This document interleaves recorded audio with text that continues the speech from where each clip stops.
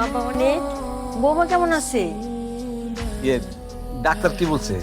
বলছে খুব তাড়াতাড়ি সুস্থ হয়ে বাসায় চলে আসবে, তাই না? চাচা, হ্যাঁ। যেই সন্তানটা পৃথিবীতে আসেনি তোমরা কিভাবে বলে তাকে ফোন করতে?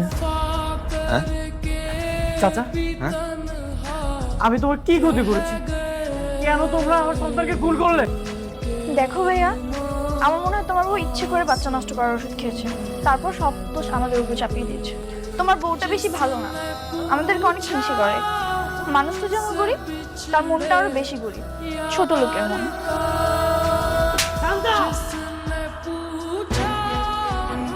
বেঈমান, বিশ্বাসঘাতক! সেদিন যদি তোদেরকে আমার বাসা থেকে বের করে দিতাম, তাহলে আজকে আমার এই দিন দেখতে হতো না। এই তোদেরকে আমার বাসায় না রেখে একটা কুকুর লালন পালন করা অনেক ভালো ছিল। অন্তত তারা আমার সাথে বেঈমানি করতো না। তুই আমার বাসা থেকে বের হয়ে যা, এক্ষুনি তোরা আমার বাসা থেকে বের হয়ে যা।